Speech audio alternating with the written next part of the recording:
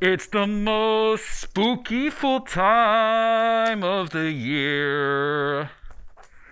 All the children are yelling, their parents are telling them nothing to fear.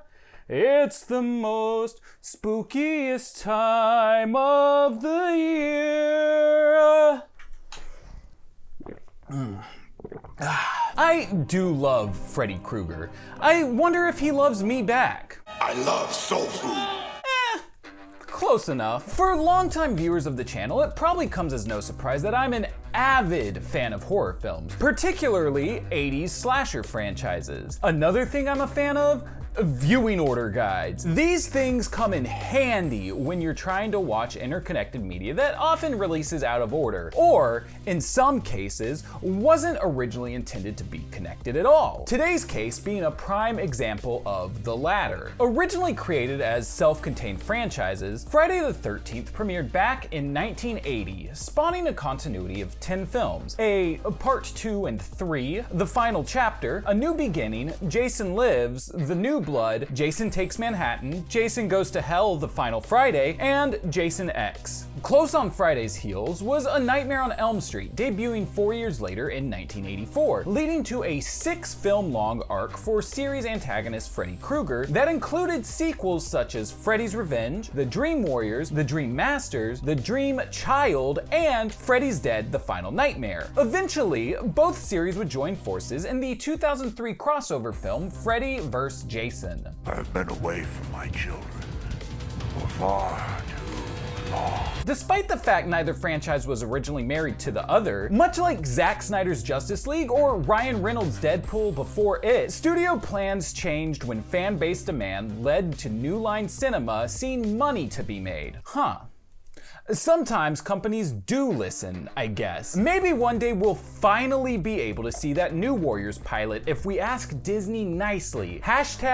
#Justice for Squirrel Girl. While the pre-internet slasher fan community was loud enough to be heard all the way back in the 80s, with early versions of Freddy vs. Jason scripts dating back to 1987, due to issues pertaining to IP rights, as well as a plethora of other behind-the-scenes hangups, both franchises continued to churn along, producing solo outings and spin-offs. In fact, despite teasing the meetup of the main characters at the end of 1993's Jason Goes to Hell, it still took a decade and one real weird future set space adventure before the canon welding Freddy vs. Jason landed in theaters August 15th, 2003. So, with the utter confusion that comes along with both Friday and Nightmare now existing in the same universe, the question that looms over us to this very day is, how the heck do I watch these things in order? What is the way that I should do that? Many have tried to answer this riddle before, but have any succeeded? Yeah, probably. But does that mean I don't get to give it a shot? Of course not. This is YouTube, baby. However, in order to stand apart from those who've done this before me, we aren't just going with the movies. We're trying to shove as much Friday and Nightmare lore into a singular viewing/reading order as we can, which means basically every narrative-driven entry in both franchises, except for those weird TV series that are kinda hard to track down and don't seem to really be part of canon, and the novels, because not only does it take me incredibly long to get through a book due to the bad brains I've got, seriously, I've been working on getting through Fight Club since June, but also, these things are heckin' expensive! Sorry, Pat Cadigan, I'd love ya, I think you're a real good writer, Mad Love novelization was brilliant, but nothing about the existence of Jason X, no matter how much I enjoy the movie, has led me to believe that spending hundreds of dollars on tie-in novels is worth it. But I won't stop y'all in the audience from throwing money at patreon.com/DCAU Watchtower if for some reason you think it'd be fun to see these covered on some future Halloween. Of course, after writing this bit out, a Twitter follower has directed me to someone online who's been making digital versions of these available, which means I can at least quick search through the PDFs of the film novelizations to help find timeline clues. But, you know, sub to the Patreon anyway, cause we've gotta keep the lights on.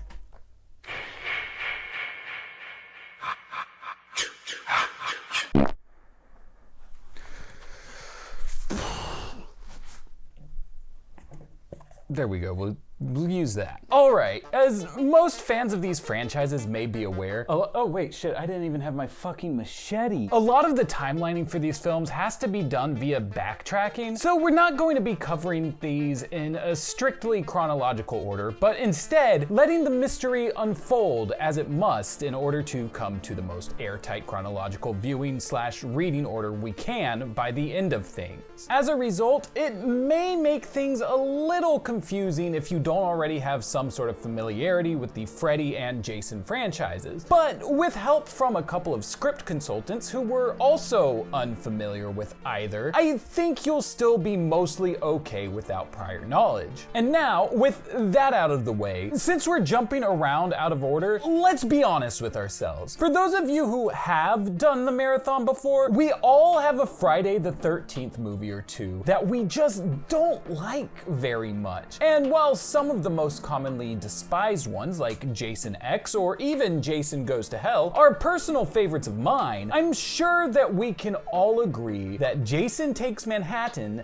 is pretty close to the bottom of the barrel. I mean, seriously, I know this criticism may be played out by this point, but they don't even get to New York until an hour, 3 minutes, and 24 seconds into the film's runtime. Y'all did some interesting stuff on the boat, sure, but at this point, why even make Manhattan part of the story at all? All this to say, I think we should go ahead and get this one out of the way first so we don't have to spend too much time talking about it. And besides, YouTube's analytics tell me if I don't mention Batman within the first 5 minutes of these non-DCAU videos, y'all click away. So hey, look, it's Batman! This movie, Jason Takes Manhattan, released in July 1989, about a month after the first of the Tim Burton Batman films. So clearly, the bat symbol being up in Times Square is not only part of that film's promotion campaign, but also a nagging reminder that sometimes you really do be working on things last second trying to shove it out the door in time for release. But is there anything more we can use to tie this film to this date? I'm glad you asked, me, because the answer is yes. When recapping the legend of Jason Voorhees at the beginning of the film, we're given this little piece of information.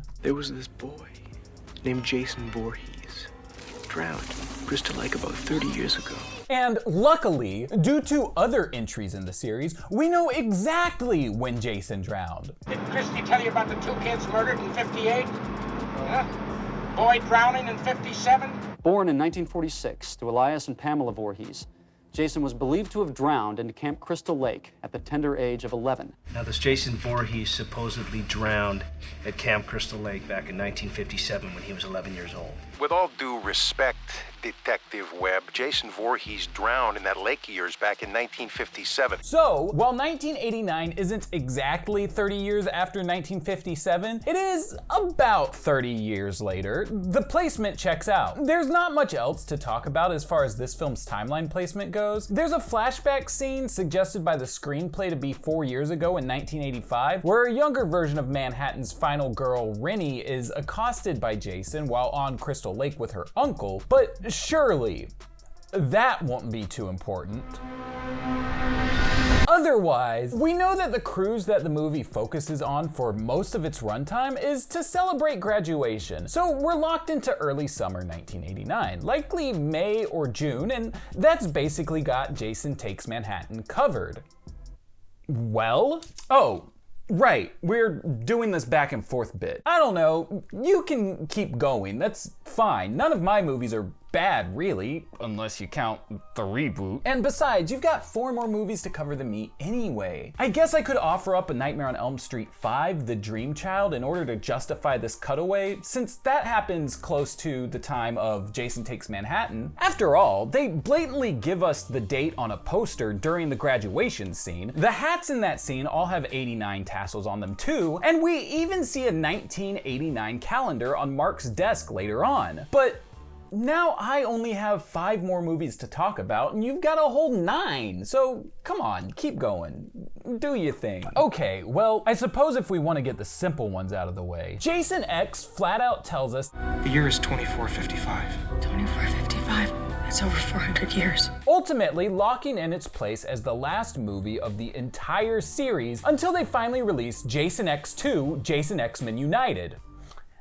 I know that might seem serious considering how ridiculous these franchises are, but that was a joke. Though, now that I'm thinking about it, Wolverine would probably still be alive that far into the future, and a slasher icon up against a regenerating mutant sounds like a lot of fun. Disney, give me a call. Back to the timelining. It's suggested much later in Jason X that Friday the 13th Part 1 takes place in 1980. Repair variations using data file Crystal Lake 1980. And while this is the year the original film was released, as well as the date that was used for the interquel comic Pamela's Tale, most official sources, such as Friday the 13th the game, will tell you that the canonical date is actually 1979 due to Pam's gravestone, which we see in Friday the 13th Part 4, the final chapter. And, in fact, the 1979 date was used on prop newspaper clippings for a scene that never ended up making its way into Jason X. So, the 1980 date mentioned in that movie was likely used more as a meta reference to the original film's release date, rather than canonical timeline info. And the one in Pamela's Tale is just likely better left ignored. Though, now that I'm thinking about it, June 13th was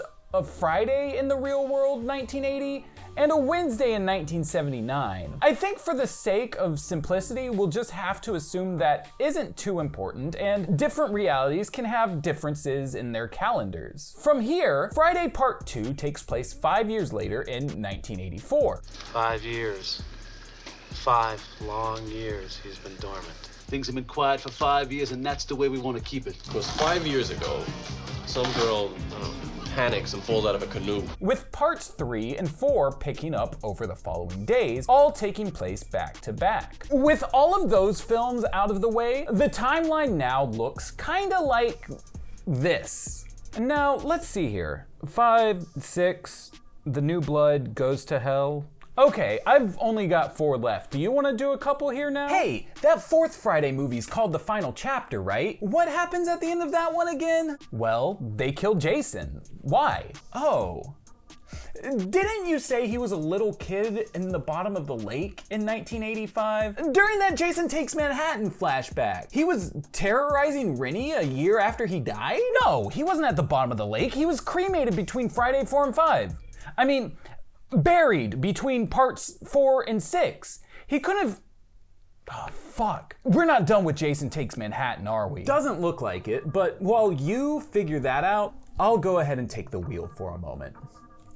Now then, as I said before, Nightmare 5 pretty snugly places us in 1989. And while the rest of the movies aren't quite as straightforward with their dates, through clues in the films and other nuggets of information from external sources such as the scripts or novelizations, it's not too hard to lay everything else out. For instance, while pop culture references aren't the best clues to hang your hat on in this situation, as our pal Mattie Voorhees is currently struggling with, A Nightmare on Elm Street 4, The Dream Master presents us with multiple pieces that would seem to indicate we're in the late 80s, including a U2 poster on Kristen's wall from 1987, theater posters for 1987's Prison and 1988's Hairspray, and a copy of Rolling Stone issue 529 with a cover date of June 30th, 1988, serving to remind us how late production on these things could run. Seriously, filming up to 2 months before release? But hey, at least this means that Tom Hanks is technically in a Nightmare on Elm Street movie, and I guess that explains why he was really sleepless in Seattle. That's a chick's movie. I would say so. Now, while these are all ultimately props that were used due to being current and thus readily available, they all ultimately would be a lot easier to change out to fit the desired time period than, say, a giant Batman logo on one of the busiest corners in New York. Elsewhere in the film, we meet Dan Jordan, the film's resident hunk that our final girl, Alice Johnson, spends almost the entirety of the movie simping over. Will that word rapidly age this video? Simping? Y'all think we'll still be saying that in 2025? Jesus, I'm 30 years old and I'm forced to keep up with the ever-expanding lingo due to being an online content creator.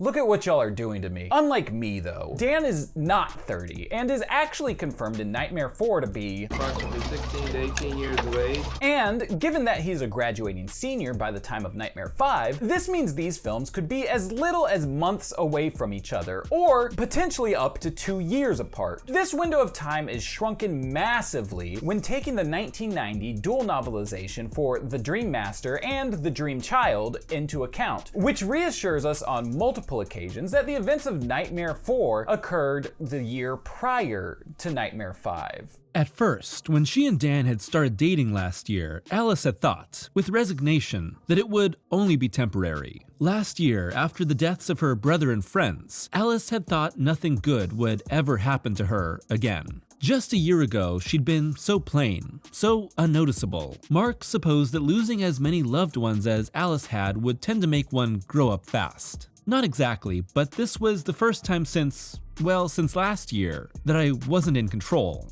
And given that it seems to be high school basketball season, as seen by posters around the school, one could assume it's likely late in the year as well. Speaking of school, I wonder if our pal figured out Jason Takes Manhattan yet. Friday the 13th part 2, 3, 4, 5, 6.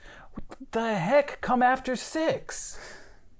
I'm just gonna keep going. Lining these up backwards is a little weird, because unlike the Friday the 13th films, whose only mainstay outside of Jason himself is the character of Tommy Jarvis, the Nightmare movies liked to bring characters back for sequels. Well, except for Freddy's Revenge, that one kinda stands alone. But this whole method of doing things kinda has me ignoring characters until they become important for gauging the placement of their previous films and how it relates to the film we just covered but I had no need to mention them in. Like, remember Kincaid from The Dream Master?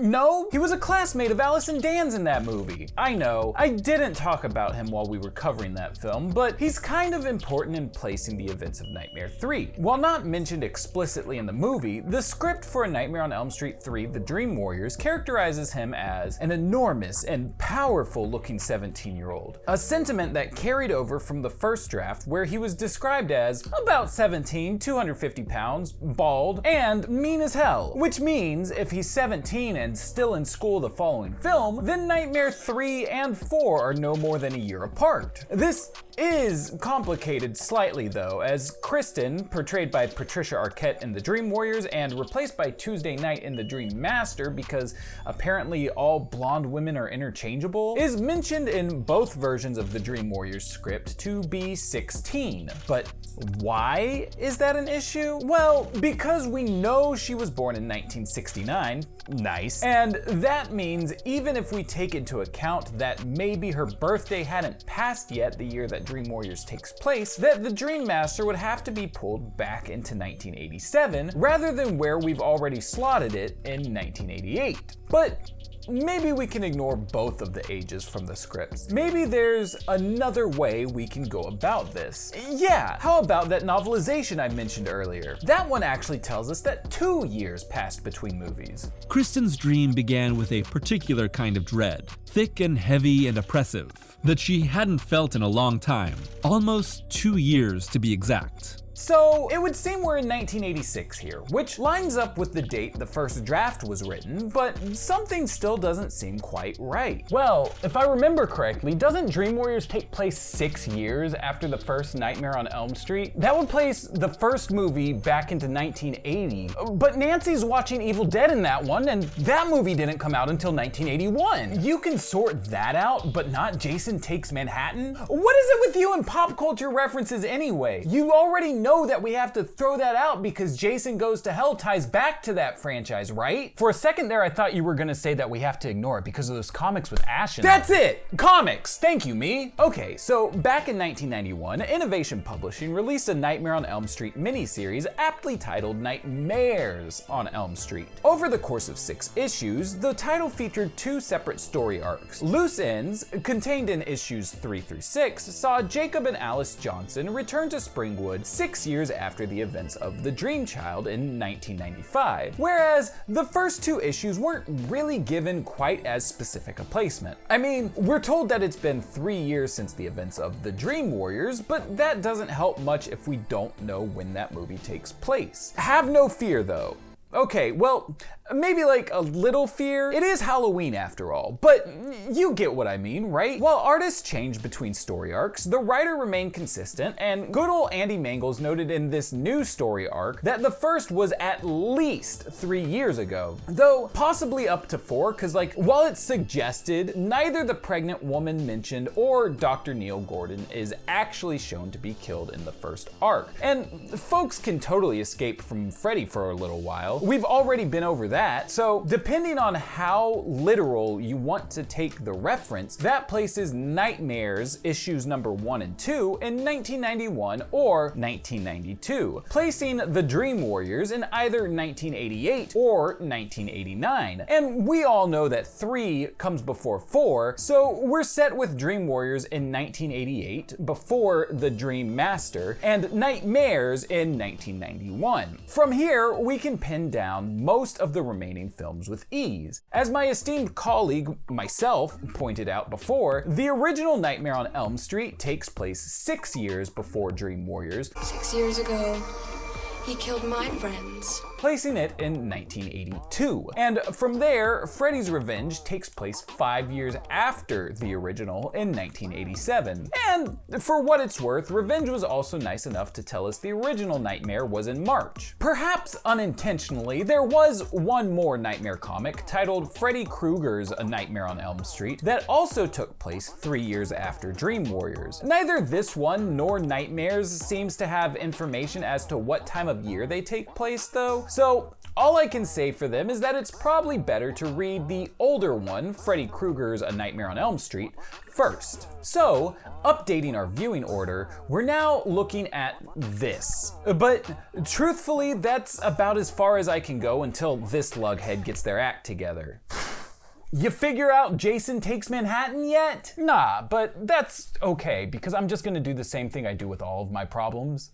You're gonna ignore it, aren't you? I'm gonna ignore it. Okay, so remember when Tommy Jarvis was mentioned like 4 minutes ago? That dude showed up in 3 movies portrayed by 3 different actors. Take that, Patricia Arquette. The 13-year-old Corey Feldman, 25-year-old John Shepard, and 28-year-old Tom Matthews. Thing is, none of them were playing Tommy as their real-world ages. Corey Feldman's version of the character was closest. He was like 13, but confirmed to be a 12-year-old.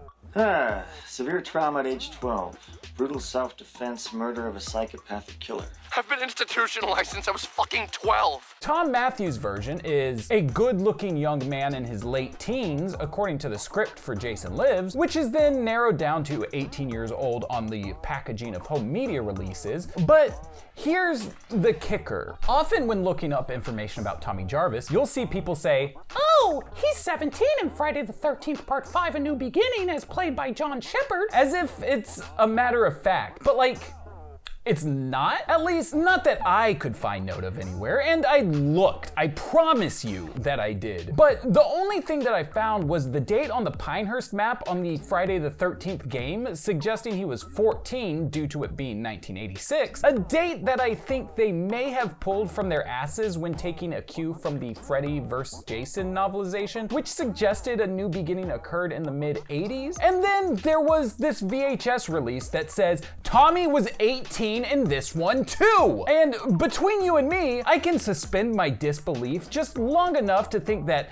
these guys are totally the same guy, less than a year apart. But I really can't force myself to see this 25-year-old man as a 14-year-old. If this was the CW, maybe. But who are we kidding? Mr. Shepard doesn't really fit the bill of a CW type of guy. So both of these films happen when Tommy Jarvis is 18, but both at different times of the year. Since A New Beginning, the first of the two, takes place in October, and Jason Lives is in the early days of summer, we can gather that while Tommy was 12 in the summer of 1984, he would have also turned 13 that year, and thus Friday the 13th Part 5 would take place in 1989, and Part 6 in 1990.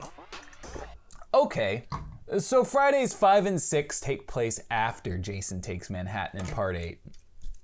I got it. Frick you. I'm just saying. I knew that 3 comes before 4. I'm gonna figure it out. I have to, because I only have one movie left before I get there. That movie, of course, being Friday the 13th Part 7, The New Blood. From the outset of the film, Jason is at the bottom of Crystal Lake, where he was left at the end of Jason Lives. We see that it's October 13th, so theoretically it could still be 1990. We then jump forward in time, and while the film itself doesn't tell us exactly how far that jump is, director John Carl Buechler has gone on the record in the Friday the 13th Chronicles bonus feature to say it's a 10-year jump. And the fact that he had been chained to the bottom of a lake for 10 years at the beginning of the movie gave me a starting point. Meaning, we're now in at least the year 2000, despite everyone looking like they just fell out of the year 1988. By this point, we're over 40 years past Jason drowning, and I just don't think I can do it. I can't make Jason Takes Manhattan fit. I've thought about this countless ways, and I just can't wrap my head around it. Maybe Rennie seeing Jason at the bottom of the lake was a delusion, and it doesn't matter if he was alive or dead 4 years ago? Nope, not according to writer-director Rob Hedden. She literally was dragged down by young Jason at one point. And we know that at least 2 months after the first movie, Jason comes out the water to kill that film's final girl, Alice Hardy, as a full-grown man. She disappeared 2 months later. So the Rennie flashback has to happen before August 1979. But then Takes Manhattan is in 1983, before Friday the 13th Part 2 even. And that takes all of the mystery out of Jason's return for 2 through 4. Why wouldn't people believe he was real for so long? He took Manhattan! Nobody questioned the existence of the Muppets after they took Manhattan! Maybe the script is wrong.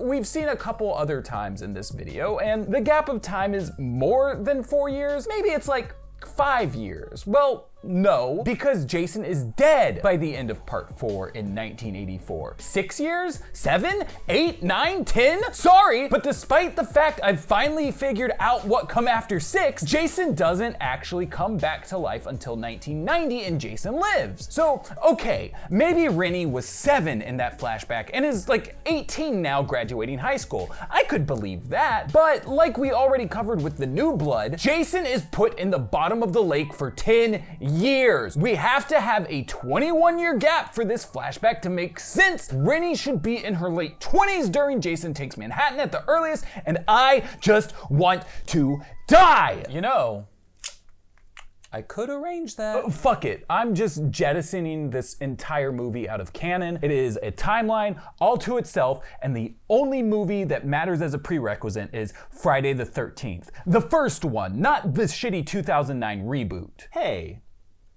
how many people did Jason kill in each movie? I'm not sure why that's relevant, but let's see. He wasn't active until Part 2, and there he killed 9 or maybe 10 people. It's really dependent on whether or not you believe Paul is dead. 12 more in Part 3, 13 in Part 4, which admittedly is a neat Easter egg since it was originally conceived to be the final chapter. He wasn't in Part 5 at all. Then there were 18 kills in Part 6 and 15 more in Part 7, which leaves us with a total of 67 or 68 total kills. So what about that line from Jason Goes to Hell then? Since then, he has been responsible for 83 confirmed murders. You know, he kills 18 people in Jason Takes Manhattan. That puts us a lot closer to that 83 number. How does this movie work? I don't got any clue.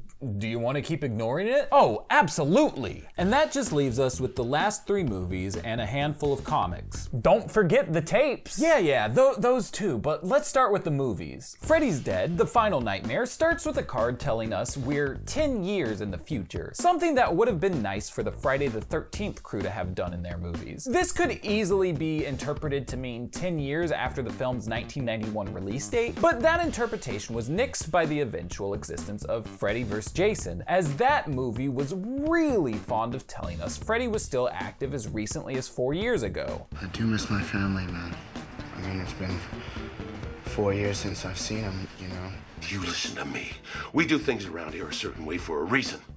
and that's given us 4 years of peace. Well, look, 4 years ago, I thought I... Oh, enough with this bullshit. That film, Freddy vs. Jason, has signage up at Camp Crystal Lake stating that luxury fishing cabins will be opening up in the area spring of 2004, suggesting we're before that date as we see the construction is still in process. We also see a very familiar photo of George Bush up at the police station. No. No. No!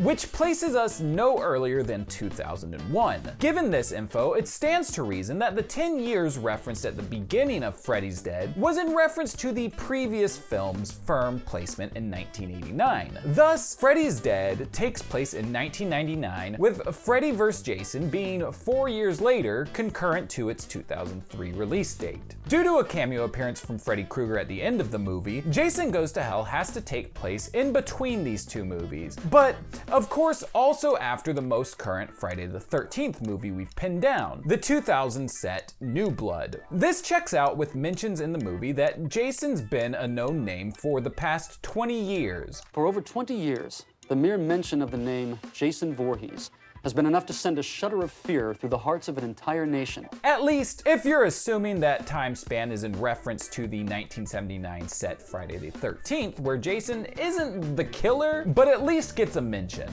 As for the year we're set in, while a lot of folks online may tell you that the novelization for Freddy vs. Jason sets the two films a week or so apart, the line, "Less than a week earlier, Jason had been caught in a police ambush and shot to pieces," comes from the book's prologue, whereas later in the book, after we actually get into the plot of the film, we're told, "The official records were quite clear. Some years ago, FBI agent Elizabeth Marcus had lured Voorhees into an ambush." Meaning Jason Goes to Hell takes place sometime between 2000 and 2001, leaving us with a very concrete viewing order.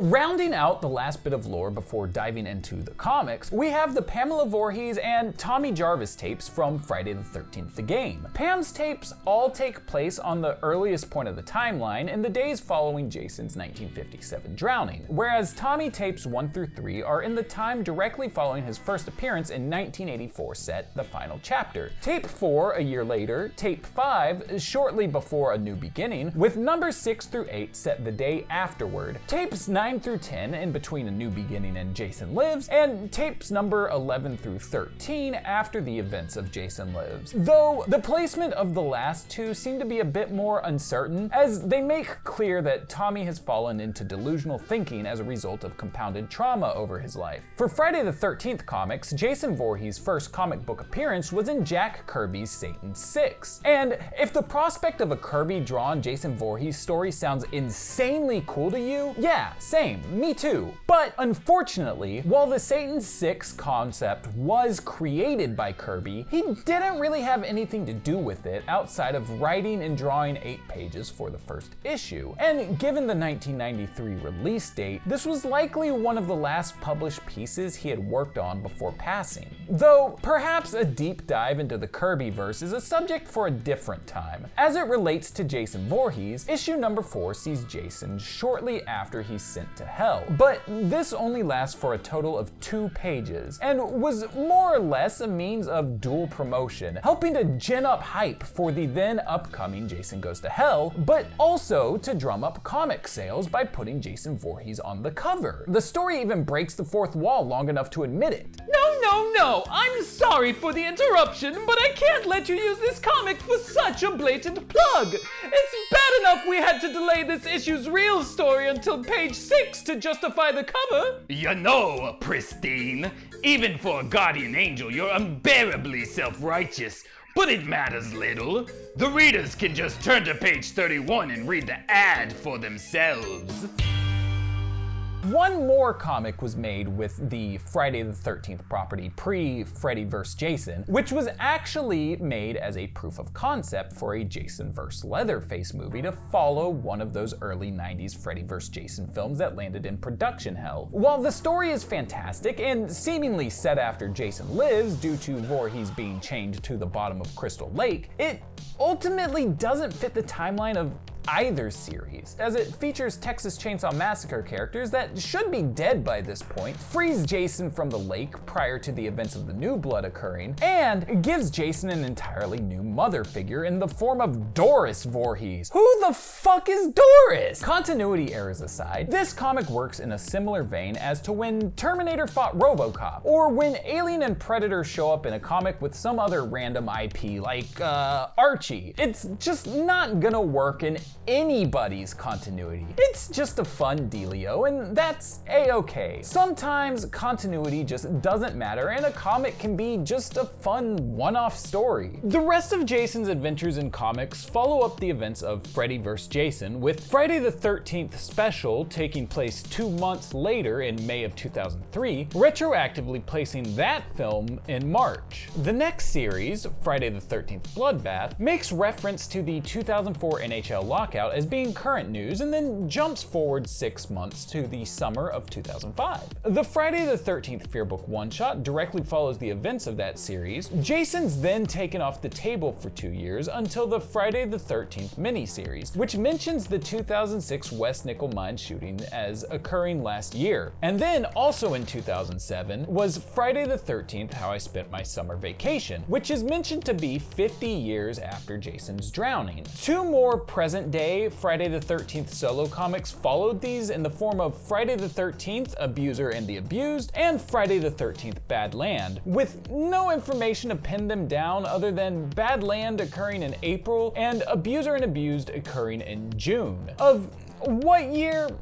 Who knows? I'd guess 2008 since these comics all seem to be pretty current to their release date, but that's just a guess. Though that would make these likely to be the last Jason stories before he's captured in Jason X. We executed him for the first time in 2008. Which finally brings us to Jason X Special and Friday the 13th Jason vs. Jason X, which are both set in 2455 after the Jason X film, in the order I just mentioned.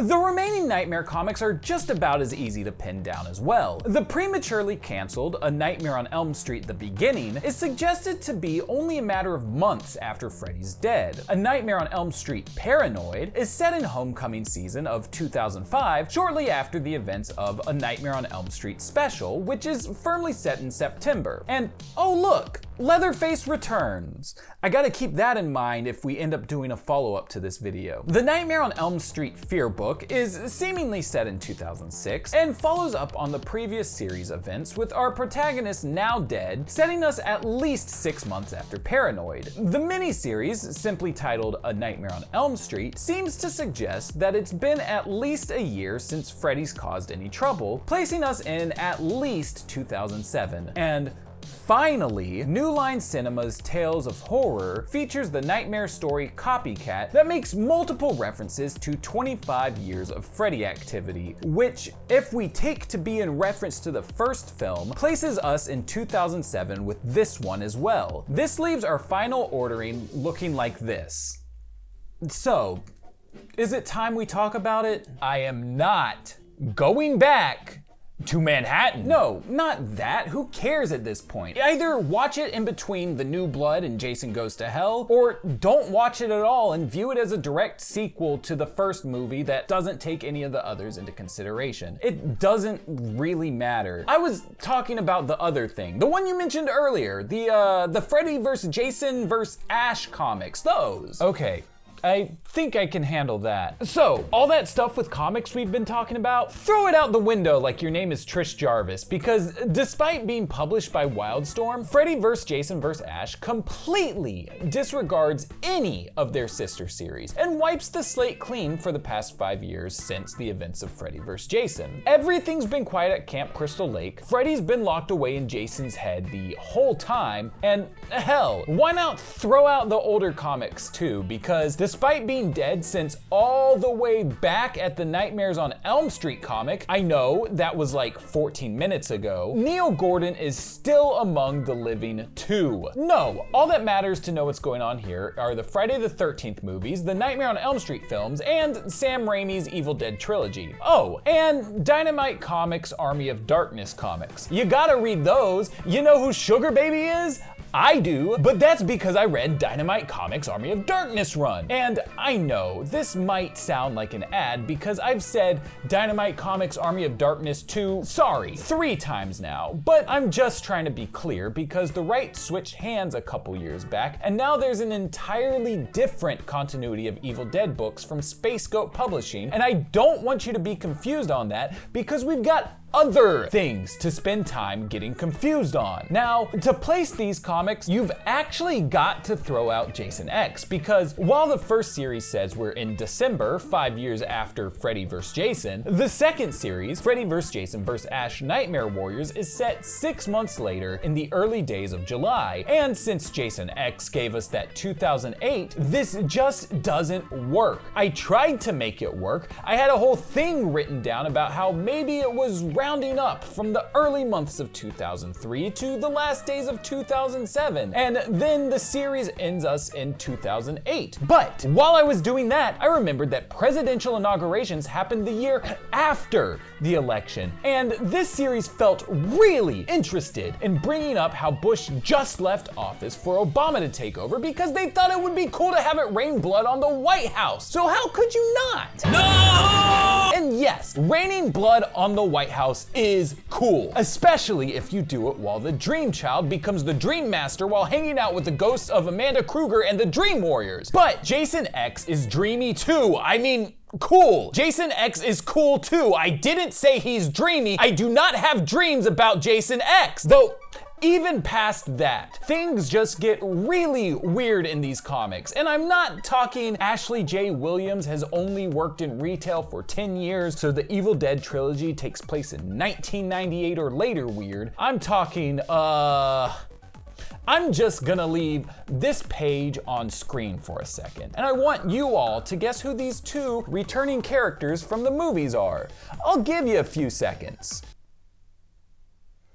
It's the babies. It's literally the babies. These two super sexualized characters are the babies from both franchises. The girl is Stephanie Kimball from Jason Goes to Hell, and the boy is Jacob Johnson from A Nightmare on Elm Street 5, The Dream Child. The last time we saw them both, they were babies! Why would you even think to do this? And sure, maybe in the context of the story, this is fine. They're both probably about 18 or something. We don't have anything to tell us otherwise, except for the fact that we've just spent the last 25 to 30 minutes building a Freddy vs. Jason timeline, and Stephanie should be 9 at the most, and Jacob should be 20. They are 9 and 20. Why would you think to sexualize the baby character? And why wouldn't you check to make sure if putting them together even made any sense in the first fucking place?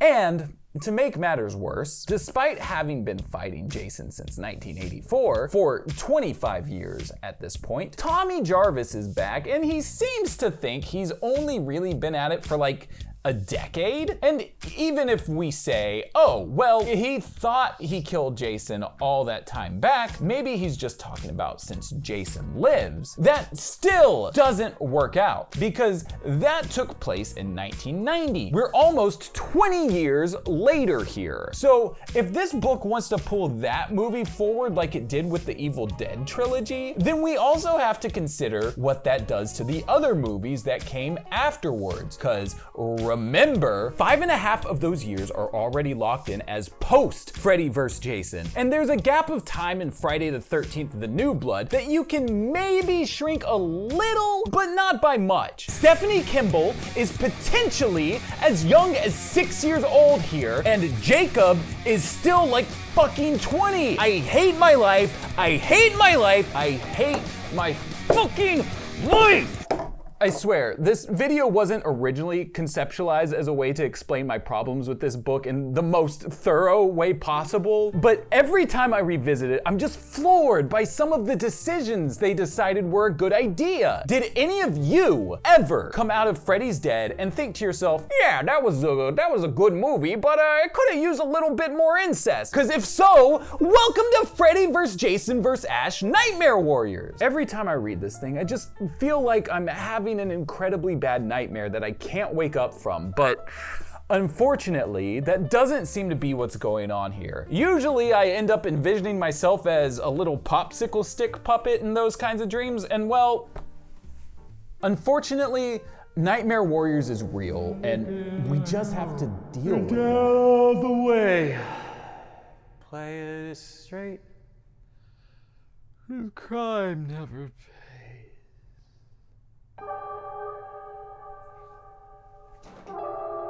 It was all a dream? What?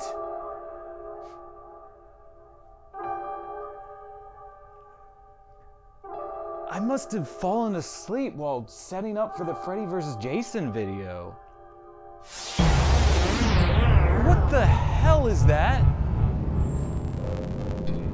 What the fuck is going on? I must still be dreaming. There's no way that this is really happening, and if this is a dream, I think I'm going to need this.